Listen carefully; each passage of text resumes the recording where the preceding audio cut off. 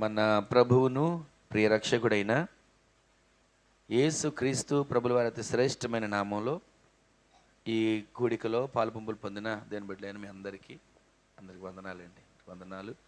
దేవుడు ఇంతవరకు మనలను మన కుటుంబములను కంచివేసి కాపాడి 27 రోజుల పాటు ఆయన రెక్కల నీళ్ళ భద్రపరిచిన దేవునికి ఒక్క క్షణం చేతులెత్తి స్తోత్రం చెప్దాం. హల్లెలూయా, హల్లెలూయా. ఈ 2026 సంవత్సరం నెల రోజుల పాటు ఇంచుమించు 27 రోజుల పాటు నేను రెక్కలను భద్రపరిచాడు. ఈ 27 రోజుల పాటు మనం పోషించబడ్డాం, సంరక్షించబడ్డాం, కాపాడబడ్డాం. ఆయనకు మనం వెండో బంగారము విలువైన వెలగల వస్త్రాలు మనం పెట్టలేం, కానీ మనసార విరిగి నలిగిన హృదయంతో ఆయనకి కృతజ్ఞతాస్తుతులు చెల్లించేవారిగా ప్రతి దినము మనం నింపబడదుము గాక. ఆయన మన నుంచి కోరుకునేది ఆయన మహిమపరచబడే విధంగా మనం ఆయన్ని స్తుతించడం, ఆయన ఘనపరచటం, ఆయన నిత్యము కూడా కొనియాడటం. అవి 3 మనం ఎప్పుడు చేసేవారిగా మార్చబడదుము గాక. ఈ రాత్రి సమయం చాలా అయింది కదా, కొంచెంసేపు క్లుప్తంగా మీకు ఒక మాటను జ్ఞాపకం చేస్తాను. చూడండి, విస్తారమైన మాటలు కాదు, క్లుప్తంగా కొన్ని విషయాలు మీకు జ్ఞాపకం చేసి నేను ప్రార్థన చేస్తాను.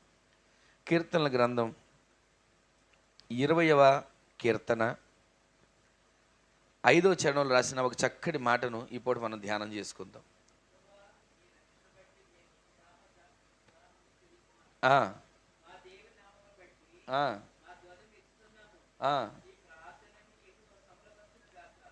నీ ప్రార్థనలన్నీ యెహోవా సఫలపరచునుగాక.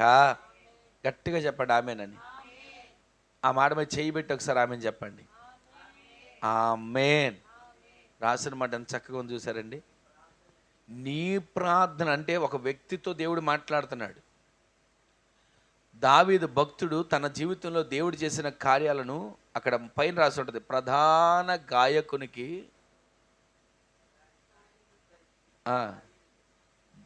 వాళ్ళందరికీ పాడుతున్న పాట ఇది. కీర్తనల గ్రంథం అని అంటేనే మనకి గుర్తు రావాల్సింది ఏంటంటే పాట. కీర్తనలు ఇది అధ్యాయం కాదు, ఇది ఒక పాట, 20వ పాట.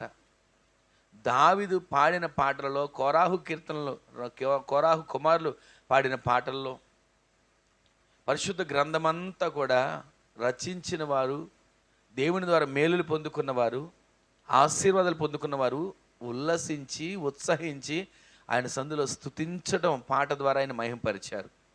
ఈరోజు మనం ప్రార్థన ప్రారంభించిన తర్వాత ఏం చేస్తాం? ప్రార్థన ప్రారంభించిన తర్వాత ఒక స్తుతి పాట పాడతాం. అంటే దాని అర్థం ఏంటంటే మనం ఆయన మహిమపరచడానికి. ఈ కీర్తనలో మనం చదివినటువంటి మాట, ఈ పాటలో మనం వింటున్నటువంటి మాట ఏంటంటే ఆ 5వ వచనం ప్రారంభం నుంచి కొన్ని మాటలు అది కూడా చదవండి. 5వ వచనం అండి.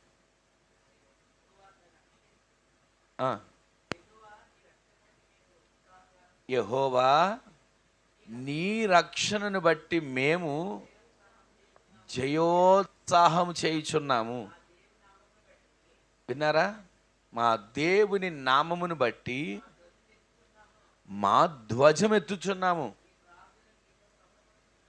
ప్రార్థనలు సఫలపరిచే ముందే కొన్ని మాటలు అక్కడ మనం చదువుతున్నాం. నీ రక్షణను బట్టి నేనేం చేస్తున్నాను? జయోత్సాహం, మామూలు ఉత్సాహం కాదు అది. రక్షణ బట్టి ఉత్సాహిస్తున్నాను, రక్షణ బట్టి సంతోషిస్తున్నాను, రక్షణ బట్టి ఆనందిస్తున్నాను, రక్షణ బట్టి ఏదో సంబరపడుతున్నాను అని అనుకుంటున్నాం. కానీ ప్రభువు ఇచ్చిన రక్షణను బట్టట ఈ పాటలో దావీదు గారు రచించి ఆయన మహిమపరుస్తున్నటువంటి మాట ఏంటంటే, యెహోవా నీ రక్షణను బట్టి నేను జయోత్సాహం చేస్తున్నానయ్యా. మనం చెప్పగలుగుతున్నాం ఏ రోజైనా, అయ్యా నీవు ఇచ్చిన రక్షణ బట్టి నేను జయోత్సాహం చేస్తున్నా, సంతోషిస్తున్నా. ఇదిగో నా రక్షణ గురించి అనేకులకు ప్రకటిస్తా, నా రక్షణ గురించి అనేకుల దగ్గర సాక్ష్యం చెబుతా, నా రక్షణ గురించి అనేకులకి నేను ఇదిగోనయ్యా నిన్ను బట్టి నీ నామాన్ని మహిమపరుస్తా అని ఏ రోజైనా మనం చేయగలుగుతున్నామా? దావీదు భక్తుడు పాట రూపంగా ఆయన హృదయంలో ఉన్న మాటలన్నిటినీ కుదుర్చుకొని పాటలాగా ఆయన సందులో పలుకుతున్నాడు. జయోత్సాహం చేస్తున్నానయ్యా నీ రక్షణను బట్టి, జయోత్సాహం చేస్తున్నానయ్యా నీవు చేసిన మేలును బట్టి, జయోత్సాహం చేస్తున్నానయ్యా నీవు ఇచ్చిన ఆరోగ్యాన్ని బట్టి, జయోత్సాహం చేస్తున్నానయ్యా నీవు ఇచ్చిన ఆయుష్ను బట్టి, జయోత్సాహం చేస్తున్నానయ్యా ఇదిగో నీవు చేసిన ఉపకారములను బట్టి. భక్తులు అంటారు కదా, నీవు చేసిన ఉపకారములకు మేము ఏం చెల్లించగలం? ఏడాది దూడను తీసుకొచ్చి చెల్లించగలమా? పొట్టేళ్ళను తీసుకొచ్చి చెల్లించగలమా? నీవు చేసిన ఉపకారం మేము ఏం చెల్లించగలమయ్యా? అందుకే భక్తుడైనటువంటి దావీదు గారు అంటున్నాడు, అయ్యా నీ రక్షణను బట్టి నేను ఏం చేస్తానో తెలుసా? జయోత్సాహం. ఆయన కాపాడిన కాపుదలను జ్ఞాపకం చేసుకుంటున్నాడు. గొర్రెల దొడ్డిలో ఆ గొర్రెలను కాచుకుంటూ గొర్రెలు మేపుకుంటుంటున్న నన్ను సింహాసనం మీద కూర్చోబెట్టాడే. ఆయన చేసిన రక్షణ కాదా ఇది? ఆయన చూపిన ప్రేమ, ఆయన చేసిన ఘనకార్యం కాదా ఇది? ఒకప్పుడు గొర్రెల దొడ్డిలో ఉన్నప్పుడు, అరణ్యంలో ఉన్నప్పుడు, మందను కాచుకుంటున్నప్పుడు, చలికి నానుతున్నప్పుడు, వర్షానికి తడుస్తున్నప్పుడు, ఎండకి ఎండిపోతున్నప్పుడు ఎలా స్తుతించాడో, ఎలా కీర్తించాడో, రాజుగా సింహాసనం మీదకి వెళ్ళిన తర్వాత కూడా దావీదులో అదే దేవుని గణపరిచే వ్యక్తిగా మార్చబడ్డాడు. అందుకే దేవుడు రాసిన మాట, దావీదునకు చూపిన శాశ్వతమైన కృప ఈ రోజున మనకు చూపాలంటే మన జీవితంలో ఈ వాక్యాలు మనం చదివిన మాటలో, నీ ప్రార్థనలన్నీ యెహోవా సఫలపరుస్తాడు. అంటే ఈ రోజున విశ్వసించండి, మీరు ఏ ప్రార్థన చేస్తున్నారో, ఏది వేడుకుంటారో, ఏది మొర్ర పెడతారో, ఏది దేవుని సందులో అయ్యా ఇదిగో నా పరిస్థితి, నా సమస్య, నా బాధని చెప్పుకుంటారో, మీరు విశ్వసించండి. ప్రతిరోజు ఈ 20వ కీర్తన మీద, ఈ 5వ వచనం మీద చేయబెట్టి ప్రార్థన చేసుకోండి. అయ్యా నీ ప్రార్థనలన్నీ ఒక వ్యక్తితో మాట్లాడుతున్నట్టుగా ఉంటుంది ఆ మాట. మీ ప్రార్థనలు అని ఉందండి. నీ ప్రార్థన అంటే నీవు చదివినప్పుడు నీవు, నేను చదివినప్పుడు నేను, మీరు ఎవరు చదివినప్పుడు వారే. వారితో ప్రభు మాట్లాడుతూ ఉంటారు తెలుసా? నీ ప్రార్థనలు కొన్ని అని అన్నాడండి. నీ ప్రార్థనలు అన్నీ సఫలపరచబోతున్నాడు. గట్టిగా ఆమెను చెప్పండి. ఇప్పుడు నేను ఒక మాట చెప్తాను. అక్కడ రాసిన మాట ఇప్పుడు మనం చదివాం కదా, మనం ఎంతమంది ఉన్నాం అనేది కాదు, ఒక్కసారి మీ పక్కన వారికి ఆ మాట చెప్పండి. నీ ప్రార్థనలు అన్నీ చెప్పారా? ఇప్పుడు నేను చెప్తాను, నాకు చెప్పండి. నీ ప్రార్థనలు అన్నీ యెహోవా సఫలపరచబోతున్నాడు.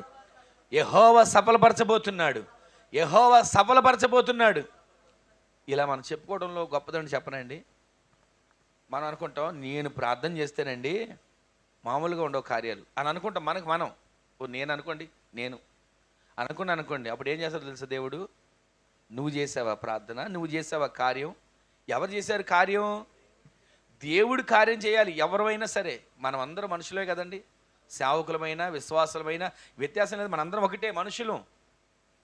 భూమి మీద నరాలాడుతున్న మనం భూమి మీద ఈ మట్టి మీద ఉండి దేవుని సన్నిధిలో మహిమ కలిగిన దేవుడు మన దగ్గరికి రావాలంటే మనం ఏం చేయాలి?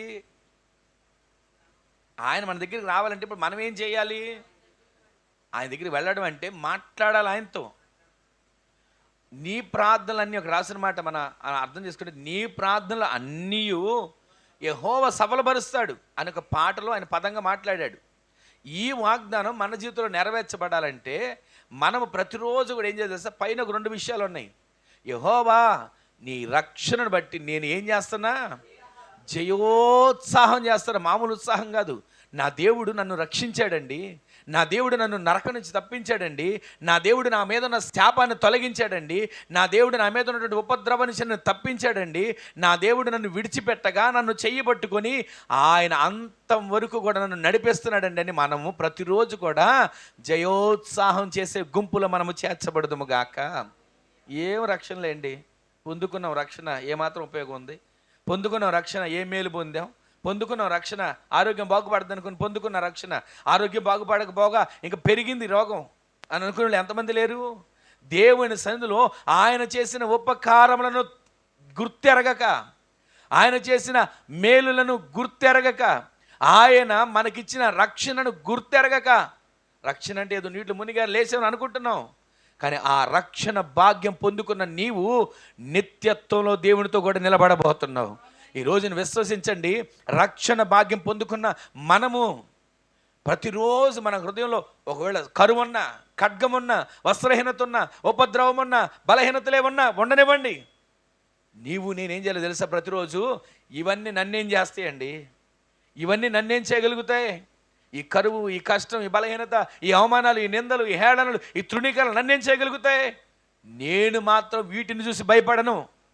నేను మాత్రం వీటిని చూసి దిగులు పడను. ఎందుకో తెలుసా? నేను రక్షణ పొందుకున్నాను. నన్ను రక్షించిన దేవుడు నాకు తెలుసు. నాకు తోడై ఉన్న దేవుడు నాకు తెలుసు. నన్ను నడిపించే దేవుడు నాకు తెలుసు. నిత్యత్వానికి నన్ను నడిపించగలిగిన సామర్థ్యం కలిగిన నా దేవుడు, నేను ఆరాధించే దేవుడు నాకు తెలుసు.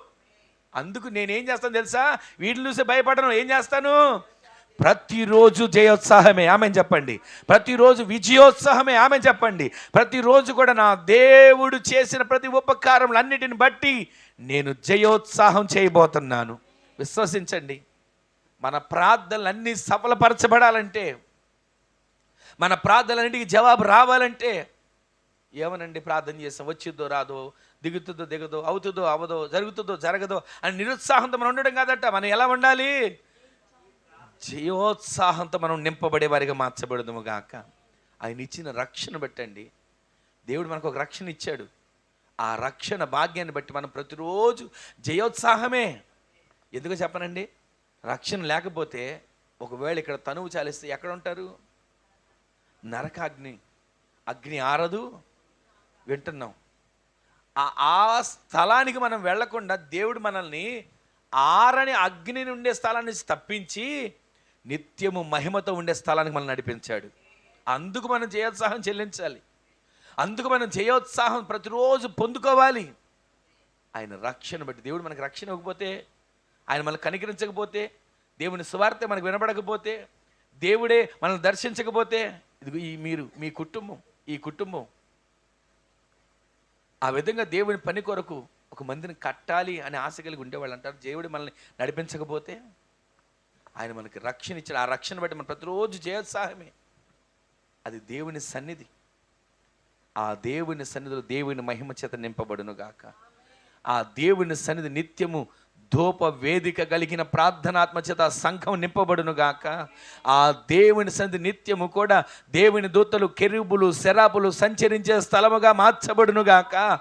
ఆ దేవుని సన్నిధి ప్రతిరోజు ఆయన సిలువలో కార్చిన రక్తం ప్రోక్షించబడే సన్నిధిగా మార్చబడును గాక. ఆ దేవుని సన్నిధిలో ప్రతిరోజు ప్రతి క్షణం అభిషేకం చేత నింపబడగలిగిన సన్నిధిగా మార్చబడును గాక.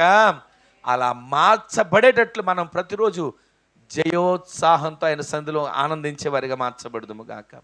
ప్రతిరోజునండి మనం జయోత్సాహం చేయాలి. నీ ప్రార్థనలన్నీ యెహోవా సఫలపరచాలంటే మనము ఒకవేళ దేవుడికి నాకేం చేయలేదో జరగలేదని నిరుత్సాహపడడం కాదు. ప్రతిరోజు ప్రతి క్షణం తెల్లవారు లేచామా జయోత్సాహంతోనే లేవాలి. ఆమెను చెప్పండి. పని ప్రారంభిస్తున్నామా ఎలా మొదలు పెట్టాలి? మనం ఏ ప్రార్థనలో కూడుకుంటున్నా ఎలా కూడుకోవాలి? జయోత్సాహంతో. ఎవరు వస్తారో ఎవరు రారో, ఎవరు వస్తారో అన్న అసలు ఆలోచన కాదు. నీతో నీ దేవుడు ఉన్నాడు. అది మన జయోత్సాహం. నేను ఒక్కడిని కూడుకుని ఎవరుంటారు? అది మన జయోత్సాహం. మీరు ఒక్కళ్ళే ప్రార్థన గదిలో కూడుకుంటున్నారు, ఎవరున్నారు? నీ ప్రక్కన ఉన్నాడనే జయోత్సాహంతో నీవు ప్రతిరోజు ఆయనను మహిమపరుస్తూ దేవుడిచ్చిన రక్షణను బట్టి జయోత్సాహంతో ఉన్నతమైన స్థితిలో ఎక్కగలిగేటట్లుగా దేవుడు సహాయం చేయను గాక. తర్వాత ఇంకొక మాటను చదవండి.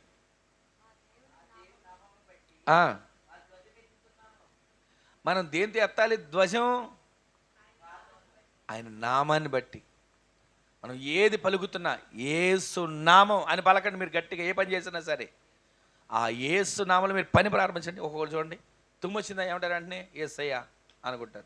విన్నారు ఎప్పుడైనా? ఒక ఆవులతో వచ్చినా సరే ఏమంటారు? అంటే ఏంటి దాని అర్థం? ప్రతి దాంట్లో కూడా యేసు నామం మన నోట ఉచ్చరిస్తానట మన ధ్వజము మనం ఎత్తుతున్నాం. నీవు ధ్వజం ఎత్తడం అంటే మనకు తెలుసు కదా, మనం ఒకప్పుడు లోకం నుంచి వచ్చిన వాళ్ళమే కదా. ఇప్పుడు దేవుళ్ళు ఎదుగుతున్నా గుడికి ముందు ఏముంటుంది? ధ్వజస్తంభం. ఎందుకు పెడతారనుకున్నారు? అంటే ఆ ధ్వజస్తంభం ఉంటే భరోసా. ఆ ధ్వజస్తంభం ఉంటే ఇదిగో దేవుడు ఇక్కడ మాకు ధ్వజముగా నిలుస్తున్నాడు అనే ఆశ. ఈరోజు నీకు ధ్వజం ఏంటి చెప్పనా? నీ కుటుంబానికి ధ్వజం ఏంటి చెప్పనా? నీ ఆత్మీయ జీవితానికి ధ్వజం ఏంటి చెప్పనా? యేసు నామమే నీకు ధ్వజముగా మార్చబడును గాక. ఏ పని ప్రారంభిస్తున్నా, ఎక్కడైనా ఒకవేళ సమస్య అనిపించిందా, మీరు ధ్వజం ఎత్తాలి. యేసు నామములో ఈ సమస్య ఏమవ్వాలి అది అని మనం ధ్వజం ఎత్తాలి. అది ఎత్తకోకుండా మనం అమ్మో సమస్య వచ్చింది ఏమైపోద్ది మనం ఎందుకు కంగారు పడాలండి? మనకు దేవుడు ఇచ్చాడు కదా ఆయన నామం. అన్ని నామముల కన్నా ఆ నామం మనం పలకాలంతే. నీ ఉచ్చరించి చూడు, నోటితో పలికి చూడు, కార్యాలు దేవుడు ప్రారంభించబోతున్నాడు. నీవు ధ్వజమును ఎత్తబోతున్నావు, ఆ ధ్వజముగా దేవుడు నీ పక్షాన నిలబడబోతున్నాడు. దావీదు అంటాడు కదా, నా కుడి పార్శ్వమందు ఎవరున్నారు? ఆయన ఉన్నాడు. ఆయన మన కుడి పార్శ్వమందు ఉన్నాడు. స్టెఫను మనకు తెలిసిన చరిత్రే. ఆ స్టెఫను అందరూ కూడా నిలబడి ఆ 7వ అధ్యాయం ముందు 6వ అధ్యాయం నుంచి అపొస్తలుల కార్యాల్లో స్టెఫను మాట్లాడడం మొదలు పెడతాడు. మామూలుగా కాదు. స్టెఫను ఎలా మాట్లాడడం మొదలుపెట్టాడు చెప్పనా? ఆత్మవశుడై స్టెఫను మాట్లాడడం మొదలుపెట్టి అబ్రహాము నుంచి ఆదాము నుంచి మొదలుపెట్టి యేసుక్రీస్తు ప్రభులు వారి వరకు సమస్తం మాట్లాడతాడు. ఆ మాట్లాడుతూ ఉంటే అక్కడున్న వాళ్ళందరూ ఏమన్నా తెలుసా? పళ్ళు నూరడం మొదలుపెట్టారు. అక్కడున్న వాళ్ళు కోపంతో మండిపోవడం మొదలుపెట్టారు. దేని గురించి? స్టెఫను దేవుని గురించి ఆది కాలము నుంచి ఆదాము నుంచి యేసుక్రీస్తు ప్రభు వారి వరకు వరుసగా ఒక్కొక్క మాట మాట్లాడుతూ వస్తుంటే అక్కడున్న వాళ్ళందరూ కోపంతో రగిలిపోతున్నారు. ఒక్కొక్కళ్ళు రాళ్ళు పట్టుకొని ఇక స్టెఫన్ను కొడదాం, చంపేద్దామని సిద్ధపడుతున్నారు. అప్పుడు స్టెఫన్ ఒక మాట అంటాడండి, ఇదిగో ఇంతగా ఆత్మచేత నింపబడుతున్నటువంటి వ్యక్తి వాళ్ళ చేతిలో ఉన్న రాళ్ళని చూడలా, వాళ్ళు పళ్ళు నూరుతున్న పరిస్థితిని చూడలా, వాళ్ళు కోపంతో మండిపోయి నోటుకు వచ్చినట్టుగా ఒకవేళ మాట్లాడుతున్నా ఆ మాటలు పట్టించుకోవాలా, కళ్ళు ఎర్ర చేస్తున్నారు, అదేం పట్టించుకోవాలా. స్టెఫనుకున్న ధ్వజం ఏంటి చెప్పనా? నా యేసు నామమే నా ధ్వజం. ఆమె చెప్పండి. వెంటనే ఏమంటాడు తెలుసా? వీళ్ళు ఎవ్వరు ఇంకా చూడలేదండి. రాళ్ళు పట్టుకున్న వాళ్ళంక కానీ, పళ్ళు నూరుతున్న వాళ్ళంక కానీ, కళ్ళు ఎర్ర చేసిన వాళ్ళంక కానీ, కోపంతో మండిపోయి నోటుకు వచ్చినట్టు మాట్లాడుతున్న వాళ్ళంక కానీ చూడలా. ఆకాశ వైపు చూడడం మొదలుపెట్టాడు. వెంటనే ఏమైందో తెలుసా? మరలా చెప్తున్నాడు. అప్పటి వరకు మాట్లాడిన మాటలు ఒక ఎత్తు అయితే ఇప్పుడు ఒక మాట మాట్లాడుతున్నాడు. ఇదిగో ఆకాశము తెరవబడుటయు, మనుష్య కుమారుడు అంటే ఎవరు? యేసు క్రీస్తు ప్రభుల వారు. యేసు నామం కుడి పార్శ్వం, దేవుని కుడి పార్శ్వం నిలబడి ఉండుట చూస్తున్నాను అని వాళ్ళతో చెబుతుంటే వాళ్ళు ఇంకా అంటే అక్కడ రాసిన మాట మరింత కోపంతో నింపబడిపోయారంటండి. ఒక మాట చెప్పనా? మనం యేసు నామం పలికినప్పుడల్లా అపవాది గుండెలో వణుకు పడుతుంది. అది ఆ యేసు నామం. అందుకే మనం ఉచ్చరించి మనం ఏం చేస్తాం తెలుసా?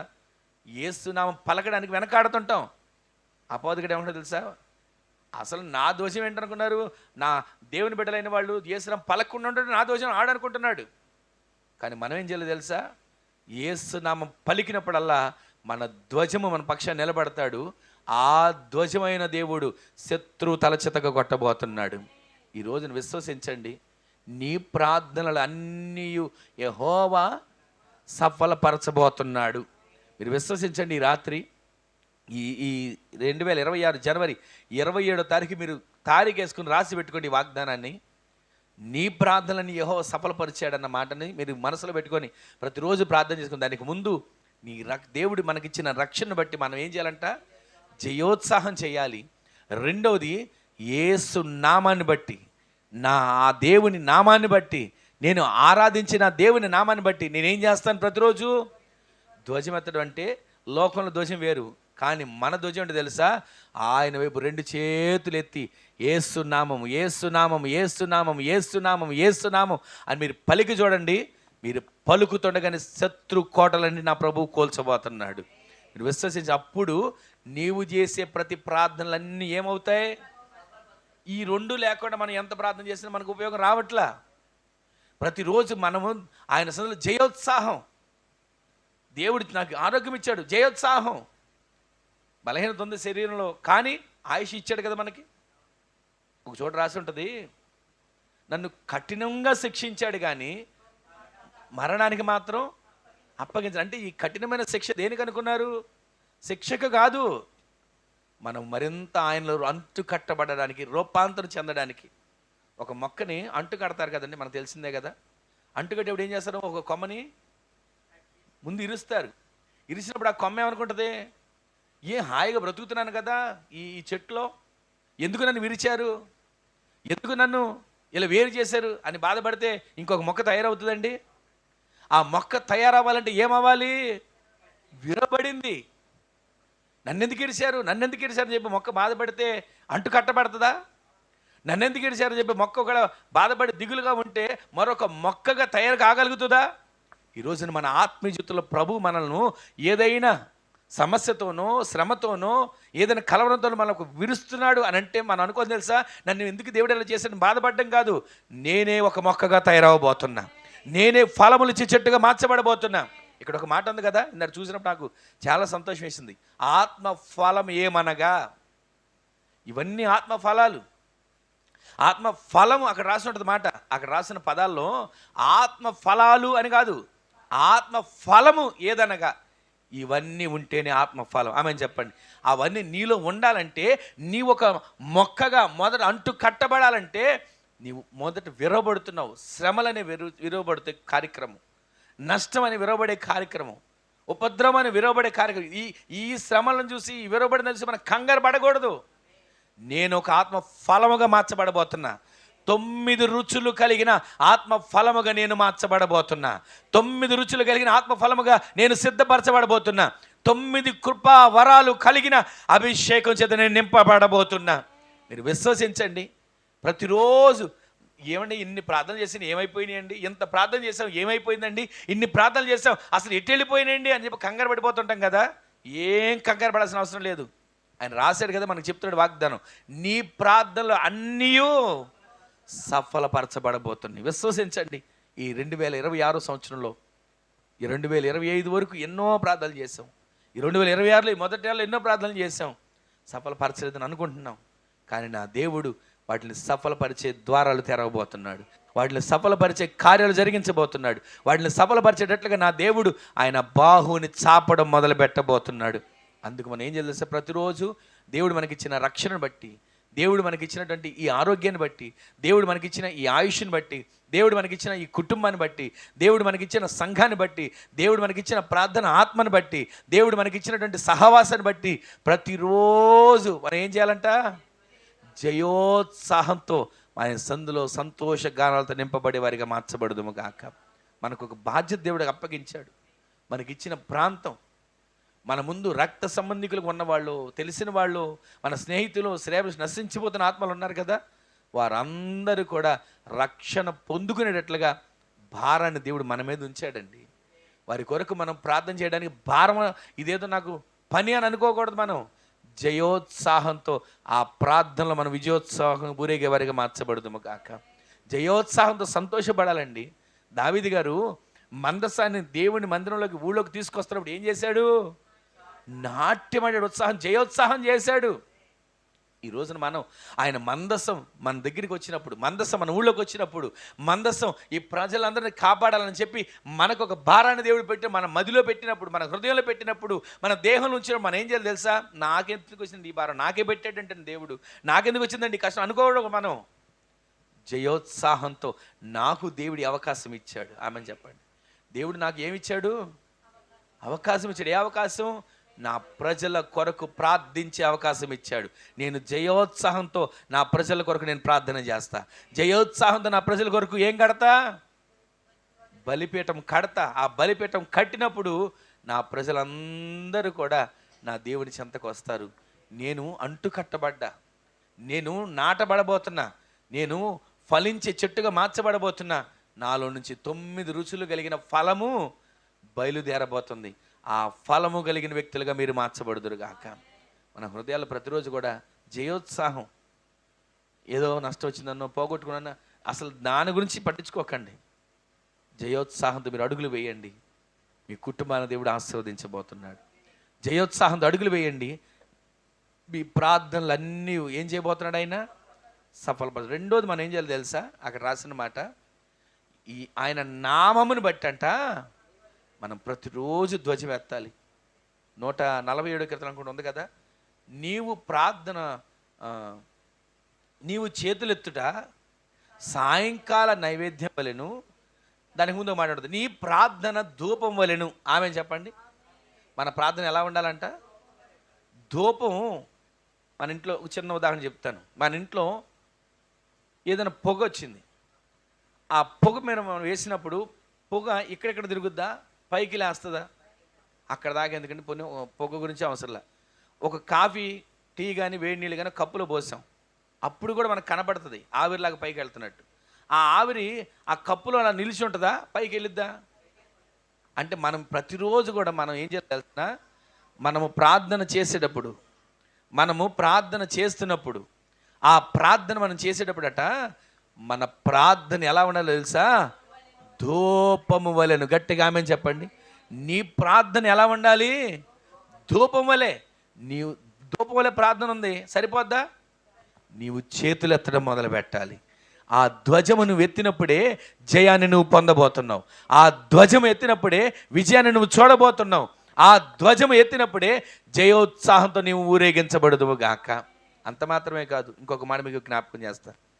అమాలేకులతో యుద్ధం జరుగుతుంది, కింద యెహోషువ యుద్ధం చేస్తున్నాడు. మోషే కాసేపు కొండ మీద కూర్చొని ఏం చేశాడు? చేతులెత్తి ప్రార్థన చేస్తున్నాడు. అప్పుడు ఏం జరిగింది? చేతులు ఎత్తినప్పుడు, చేతులు ఎత్తినంతసేపు, ప్రార్థన చేసినంతసేపు అమాలేకులు ఓడిపోతున్నారు, ఇశ్రాయేలు ప్రజలు గెలుస్తున్నారు. ఎప్పుడైతే చేతులు బరువు ఎక్కుతున్నాయో కొంచెం ఇలా దించుతున్నాడు. దించగానే ఏమవుతుంది? ఇశ్రాయేలు ఓడిపోయి పరుగులు తీసిన వెనక్కి తిరుగుతున్నారు. వాళ్ళు గెలిచాం అంటున్నారు. అప్పుడు ఇద్దరు వ్యక్తులు వచ్చారండి, హూరు, అహరోను. వీళ్ళిద్దరూ మోషే చేతులను ఆదుకున్నారండి. చేతులు పైకి ఎత్తారు. ఈరోజు మన చేతులు అలసిపోతున్నాయా? ఈరోజు మన చేతులు బలహీనమైపోతున్నాయా? ఈరోజు మన చేతులు చాపలేకపోతున్నామా? ఈరోజు మన చేతులు ధ్వజం ఎత్తలేకపోతున్నామా? మన ప్రార్థనకు విజయం కలగాలంటే, మనము జయోత్సాహంతో విజయోత్సవంతో ఊరేగాలంటే, మన జీవితంలో మనం ప్రతిరోజు కూడా మన ప్రార్థనలు అన్నీ సఫలపరచబడాలంటే, మనం ప్రతిరోజు కూడా ఆయన నామాన్ని బట్టి మనం చేతులు ఎత్తేవారిగా ఉందముగాక. అందుకేనండి, మీరు చూడండి, ఎప్పుడైనా ఎవరన్నా దీవించేటప్పుడు చెయ్యి ఎత్తుతారా? చెయ్యి ఎత్తకుండా దీవిస్తారా? చెయ్యి ఎత్తి దీవిస్తారంటే దాని అర్థం ఏంటనుకున్నారు? ఆ చెయ్యి ఎత్తినప్పుడే దేవుడు ధ్వజమై ఉన్న దేవుడు ఆయన చెయ్యి చాపబోతున్నాడు. మోషే సముద్రం వైపు ఏం చాపాడు?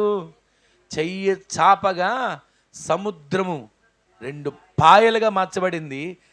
నేలంతా కూడా 6 నెలగా మార్చబడింది. చెయ్యి ఎత్తినాక జరిగిందా? చెయ్యి ఎత్తకముందు జరిగిందా? అందుకే మనం ధ్వజమును ఎత్తాలి. ధ్వజమును ఎత్తిన మన జీవితంలో నా ప్రభు అద్భుతాలు, ఆశ్చర్యకార్యాలు జరిగించబోతున్నాడు. మనం ప్రతిరోజు నిరాశపడొద్దు. ఏమండి, ఇన్ని సంవత్సరాల నుంచి చేస్తున్నాను ప్రార్థన, ఇలా జరిగింది, ఒకవేళ కార్యం నాకు జరగలేదని నిరాశపడొద్దండి.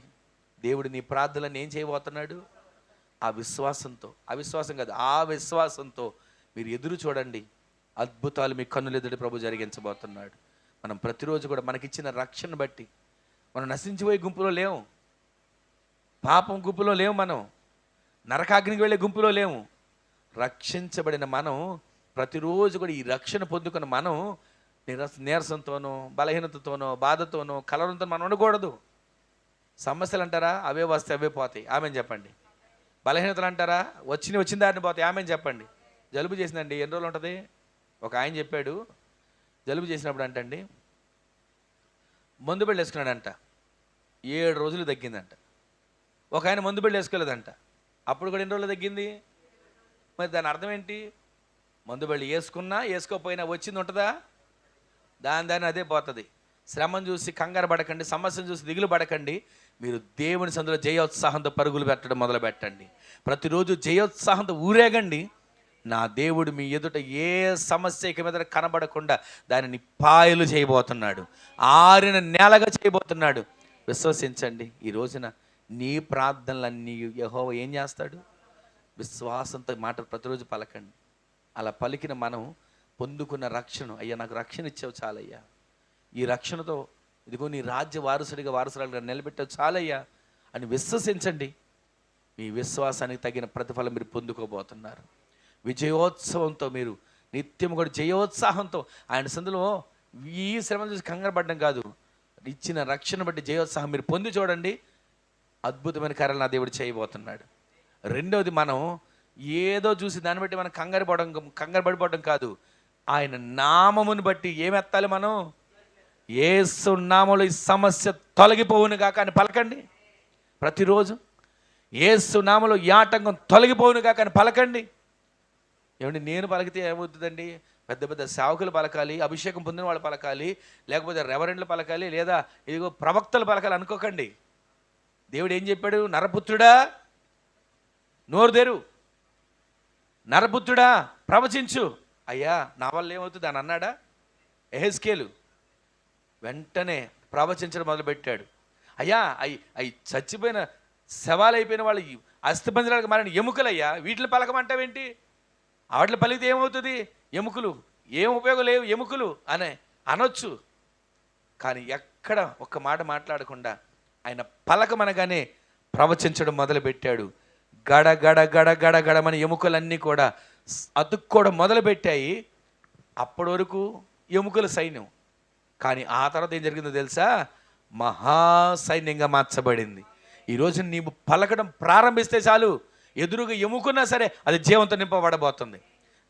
సంసోను ఏం చేశాడు? ఒక్క గాడిద దవడ ఎముకతో 1000 మందిని చంపేశాడండి. తర్వాత వచ్చి, ఎముక నువ్వు లేకపోతే నేను ఇంతమందిని చంపగలిగేవాడిని కాదు, నువ్వే నా దేవుడివి అని చెప్పి ఎముక గుడి కట్టాడా?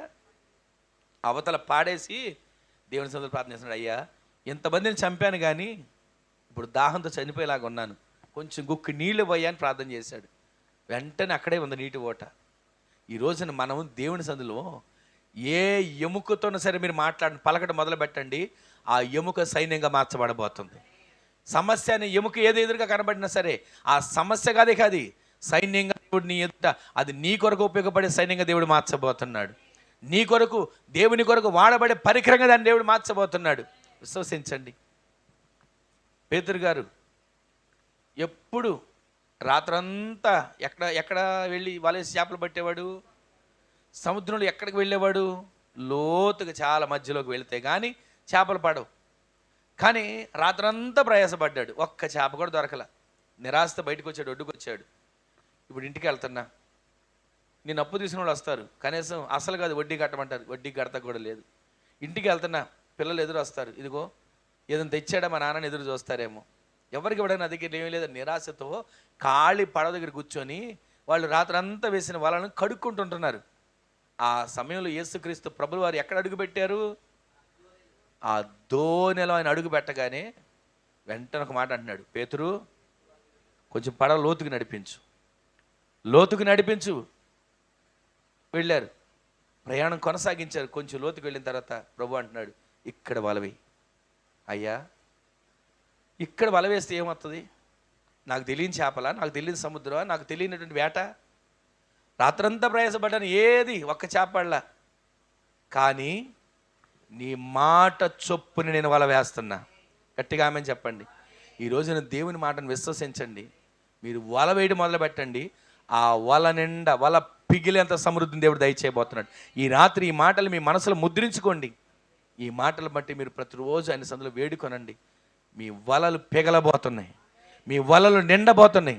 ఆ వలలోనంటే ఎప్పుడు చూడాలి అంత రాసి.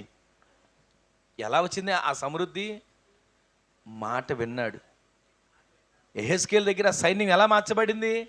మాట విన్నాడు. యేసు నామములో మీరు పలకండి, యేసు నామములో మీరు ఆ సమస్యని మీరు గద్దించండి. సమస్యగా ఉండకుండా పరిష్కరించబడబోతుంది. అక్కడ రాసిన మాట చదవండి మరొకసారి. 20 కీర్తన 5వ వచనం 2వ మాట. ఆయన నామమును బట్టి, దేవుని నామమును బట్టి ధ్వజమునెత్తుచున్నాం. గట్టిగా ఆమె చెప్పండి.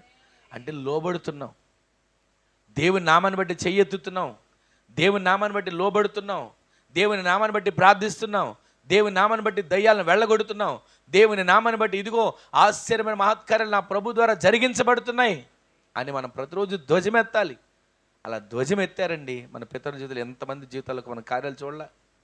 ఈ రోజున ఆ ధ్వజము మనం ఎత్తేటప్పుడట, అయ్యా నా ధ్వజం ఎత్తుతున్నా కాదు, లేకపోతే నేను ధ్వజం ఎత్తుతున్నా కాదు, యేసు నామమును బట్టి నేను ధ్వజం ఎత్తుతున్నాను, యేసు నామమును బట్టి ఇదిగో శ్రమ నిన్ను ఆజ్ఞాపిస్తున్నా వెళ్ళిపో అని మనం పలకగలగాలండి.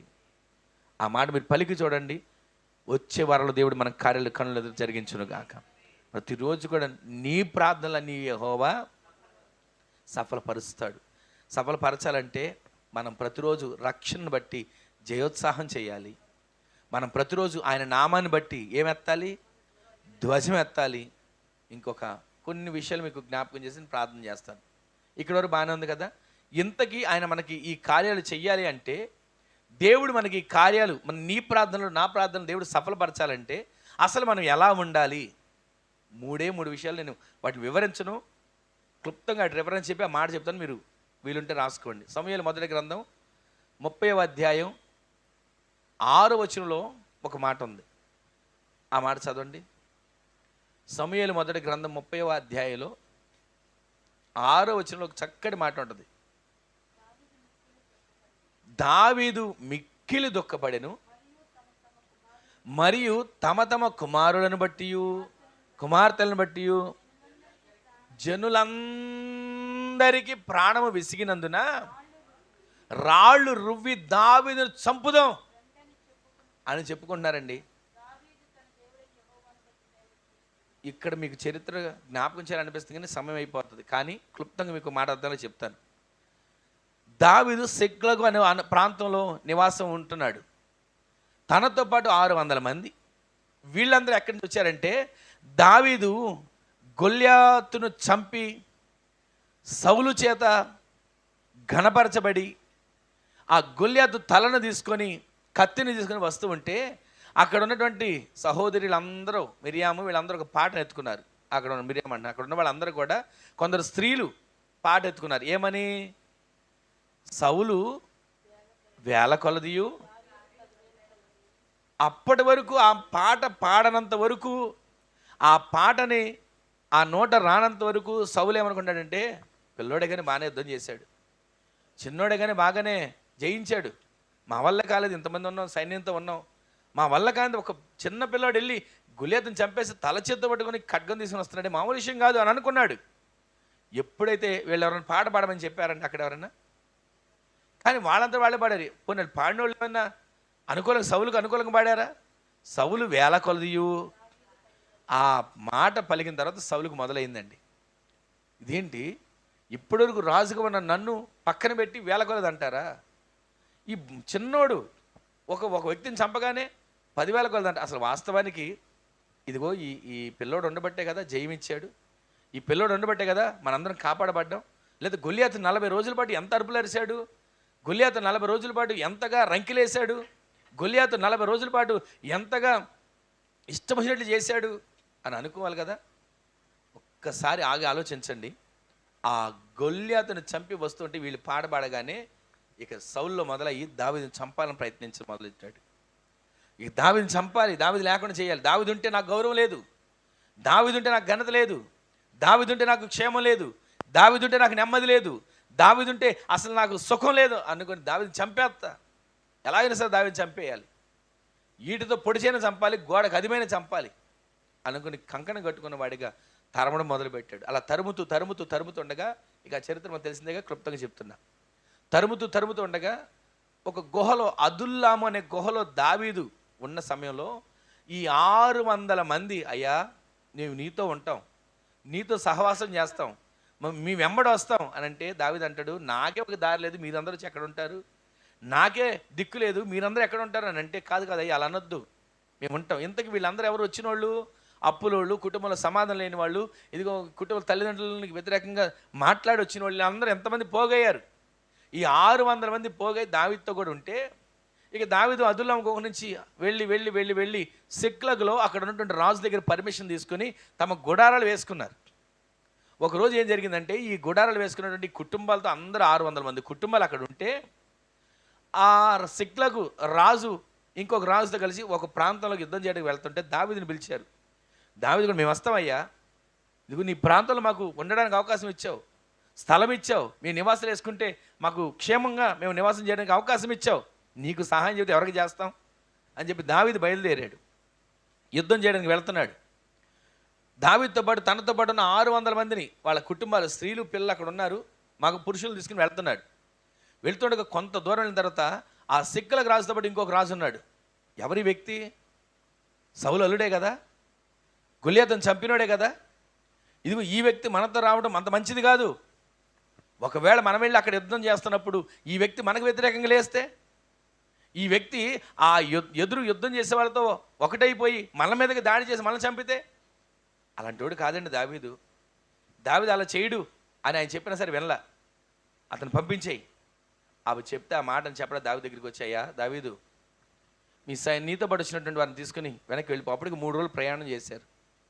నీతో పాటు వచ్చిన వాళ్ళు తీసుకుని వెళ్ళిపో, వెనక్కి నువ్వు ఉన్న స్థలానికి వెళ్ళిపో. అయ్యా ఏం జరిగింది? మా వల్ల ఎంత పొరపాటు జరిగిందా? మా వల్ల ఏమైనా తప్పు జరిగిందా? మా వల్ల ఏదైనా మీకు ఇబ్బంది కలిగిందా? అలాంటిది ఏమీ లేదయ్యా. నీవు దేవుని దూతలాగా కనబడుతున్నావు, నీ ముఖం దేవుని ముఖంలాగా కనబడుతుంది. ఇవన్నీ దావీదు ఆ రాజు మాట్లాడుకున్న తర్వాత సర్లే అని చెప్పి వెళ్ళిపోయాడు. వెళ్ళిపోయి ఈ సిక్లగ్ అనే ప్రాంతానికి వచ్చేసరికి ఇక్కడ గుడారాలని తగలబడిపోయి ఉన్నాయి, బూడిదైపోయి ఉన్నాయి. వాళ్ళ స్త్రీలు లేరు, వాళ్ళ పిల్లలు లేరు. ఇక్కడ మీరు గమనిస్తే దావీదు కుటుంబం కూడా లేరు. ఈ 600 మంది ఏం చేయాలి? మన వాళ్ళని ఎవరు తీసుకెళ్ళిపోయారు, మన వాళ్ళు ఎక్కడున్నారో వెతకాలి, మన వాళ్ళు ఎక్కడున్నారో పట్టుకోవాలి, మన వాళ్ళు తెచ్చుకోవాలి అన్న ఆలోచన లేదు. దావీదు వల్లే మనకి బాధ, దావీదు వల్లే మనకి కష్టం, దావీదు వల్లే మనకి నష్టం, దావీదు వల్లే ఇదిగో మనకి శ్రమ వచ్చింది. ఈ దావీదుకి బతకూడదు, పట్టుకుంటారు ఒక్కొక్క రాయి అని అందరూ రాళ్ళు పట్టుకొని దావీదుని కొట్టాలి, చంపాలి అని కసితో ఉన్నారండి. ఆ పరిస్థితిలో ఒకసారి ఆలోచించండి. దావీదు కుటుంబం కూడా లేదు కదా, కానీ దావీదు అక్కడ రాసినప్పుడు మిక్కిలి దుఃఖపడుతున్నాడు. ఎందుకో తెలుసా?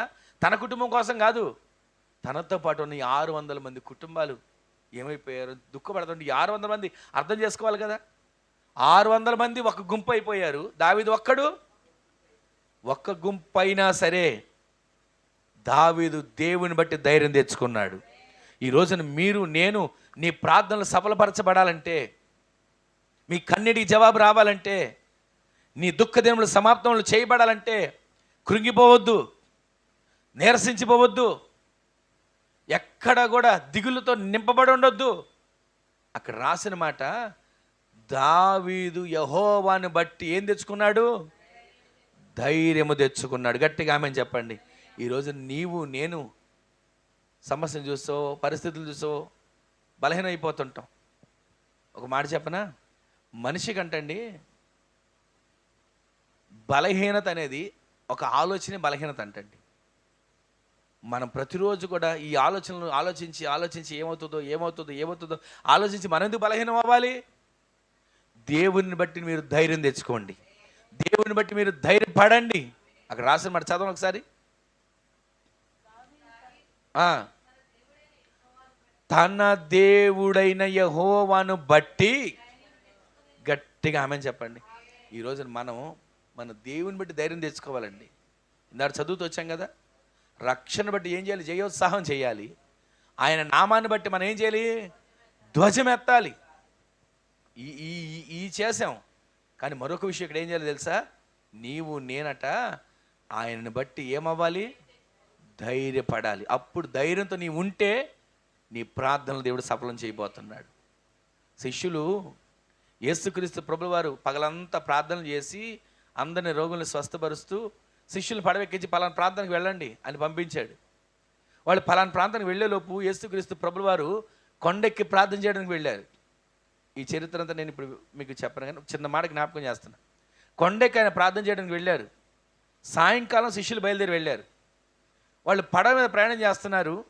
కానీ 4వ జామున యేసుక్రీస్తు ప్రభుల వారు వాళ్ళు పడుతున్న శ్రమను చూసి, వాళ్ళు పడుతున్న కష్టాన్ని చూసి, ఎదురైనటువంటి తుఫాను చూసి, ఎదురైనటువంటి గాలిని చూసి, ఆ సముద్రం ఎగసెగసి పడుతున్న అలలను చూసి పడవ ఎక్కడ మునిగిపోద్దో అని చెప్పి వాళ్ళు కంగారు పడిపోతున్న పరిస్థితుల్లో 4వ జామున, అంటే సాయంకాలం ప్రయాణం మొదలైంది, 4వ జాము వరకు కూడా వాళ్ళు ఏం చేరలా? గమ్యం చేరలా. అంటే రాత్రంతా ప్రయాసపడుతున్నారు ఒడ్డుకు చేరాలని, రాత్రంతా ప్రయాసపడుతున్నారు గమ్యం చేరాలని. కానీ ఆ ప్రయాసపడుతుండగా గాలి వచ్చింది, ప్రయాసపడుతుండగా తుఫాను వచ్చింది, ప్రయాసపడుతుండగా అలలు వచ్చాయి. ఇన్ని వస్తే వాళ్ళు ప్రయాసపడుతున్నారు, మేము కష్టపడుతున్నాం, మేము నీళ్లు తోడుకుంటున్నాం, మేము ఏదో ప్రయాసపడతాం అనుకుంటున్నారు. సాయంకాలం బయలుదేరిన వాళ్ళు యేసుక్రీస్తు ప్రభువారు కొండ ఎక్కారు, ప్రార్థన చేసుకున్నారు. 4వ జామున సముద్రం నడిచి వస్తున్నారు. ఆమెను చెప్పండి. నడిచి వస్తుంటుంటే వీళ్ళు ఏమనుకోవాలి? వచ్చేసారా మన బోధకుడు, మనకి బాధ లేదు. ఈ గాలి ఆపేస్తారు, ఈ తుఫాను, ఈ ఎగసెగసపడుతున్న అల్లని ఆపేస్తాడు, ఈ తుఫాను ఆపేస్తాడు అని అనుకోవాలి కదండి వీళ్ళు. కానీ ఏమన్నా తెలుసా, ఆయన సముద్రం మీద నడిచి వస్తూ ఉంటుంటే శిష్యులు రోజు చూసిన వాళ్ళే, ఆయనతో తిన్న వాళ్ళే, తిరిగిన వాళ్ళే, ఆయన అద్భుతాలు చేస్తూ చూసిన వాళ్ళే ఏమంటున్నారు? భూతం వచ్చేసిందిరా అని కంగారు పడిపోయారు. వెంటనే ప్రభు ఏమన్నా తెలుసా, భయపడకండి, భయపడకండి, నేనే, ధైర్యం తెచ్చుకోండి. ఈరోజు నీ మాటలు వింటున్న మన జీవితంలో ప్రభు మనతో మాట్లాడుతున్నాడు. ఎందుకు భయం? దేని కొరకు భయం? దేవుని బట్టి దావీదు ధైర్యం తెచ్చుకోలేదా?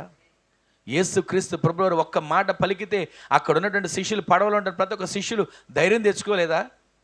ఈ రోజున దేవుని మాటను బట్టి నీవు నేను ధైర్యం తెచ్చుకోకుండా ఒకడు భయంతో ఎంతకాలం పరిగెడతాం, భయంతో ఎంతకాలం దిగులు పడతాం, భయంతో ఎంతకాలం నిరసించిపోతాం, భయంతో ఎంతకాలం కృంగిపోతాం. భయాలు వదిలిచిపెట్టండి. దేవుని బట్టి ధైర్యం తెచ్చుకునే వారికి మనం మార్చబడదుము గాక.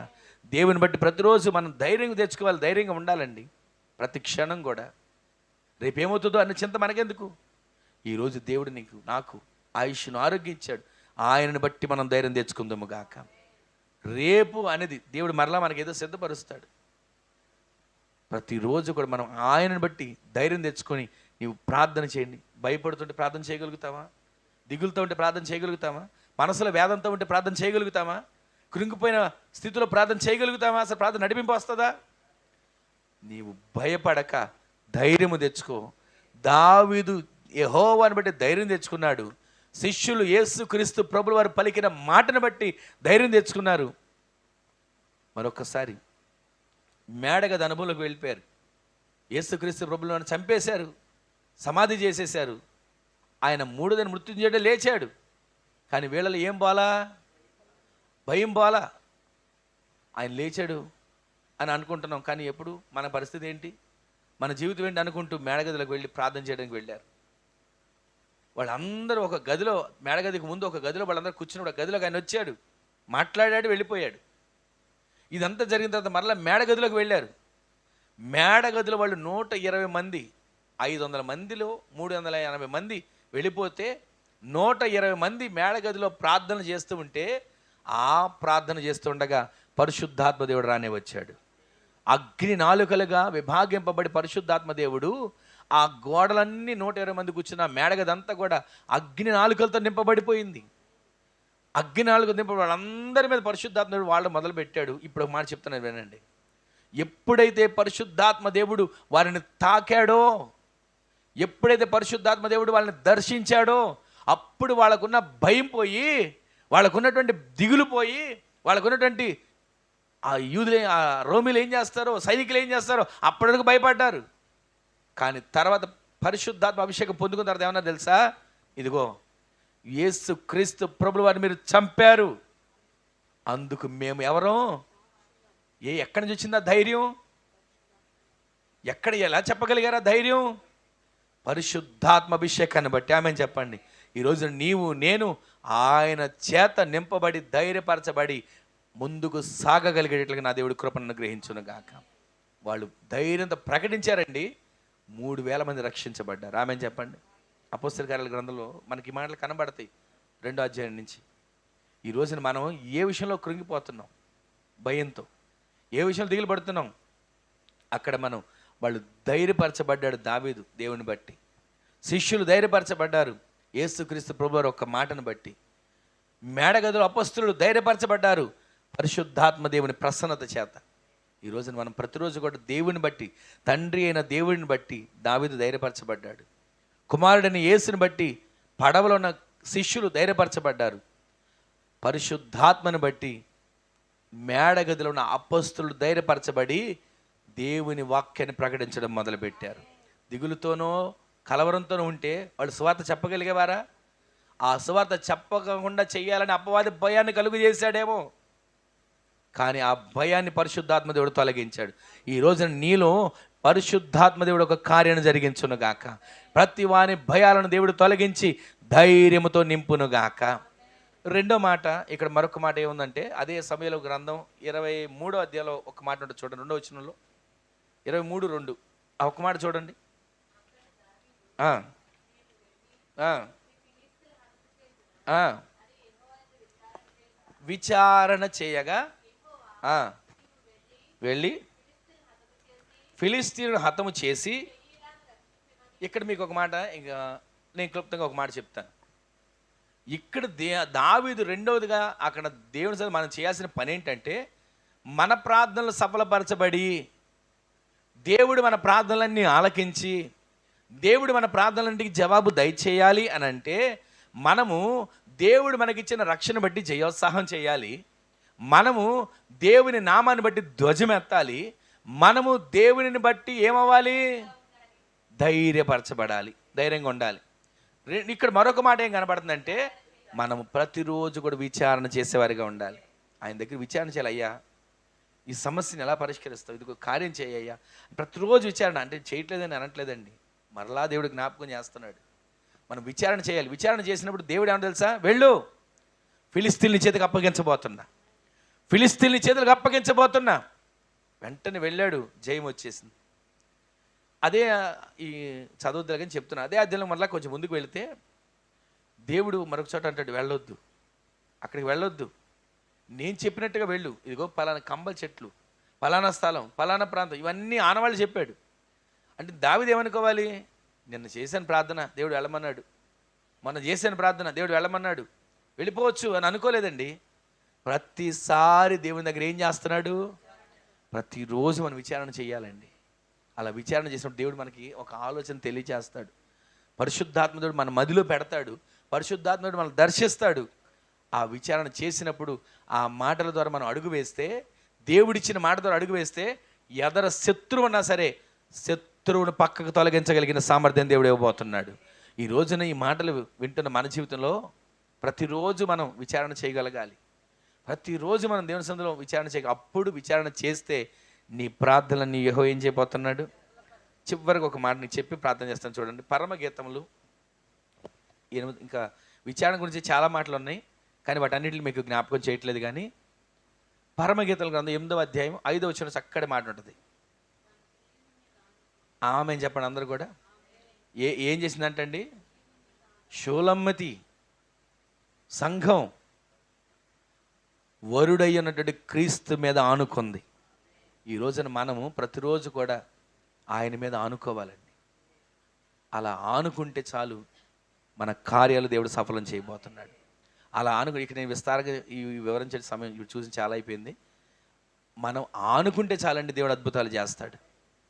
ఈరోజు మూలవాక్యం మనం ఏమన్నాం, నీ ప్రార్థనలన్నీ ఆయన సఫలపరుస్తాడు. సఫలపరచాలంటే నీకు ఇచ్చిన రక్షణ బట్టి నువ్వు జయోత్సాహం చేయాలి.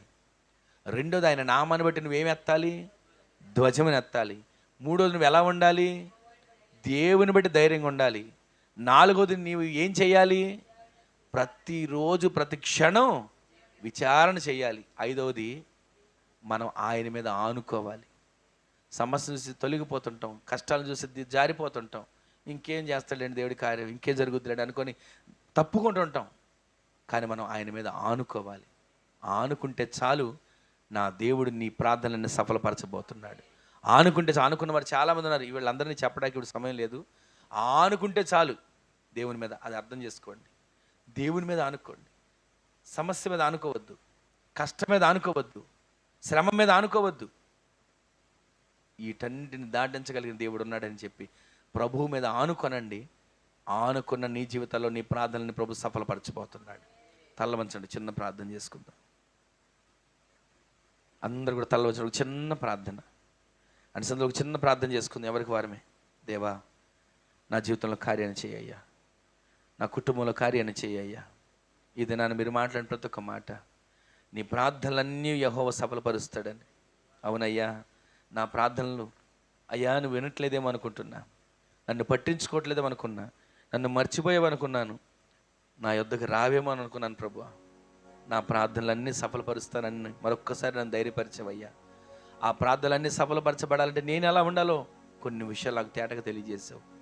నీవిచ్చిన రక్షణ బట్టి నేను జయోత్సాహం చేయాలని, నీ నామాన్ని బట్టి నేను ధ్వజముని ఎత్తాలని. అవునయ్యా, ప్రతిరోజు కూడా నీ నామాన్ని బట్టి నేను ధ్వజమెత్తుతానయ్యా.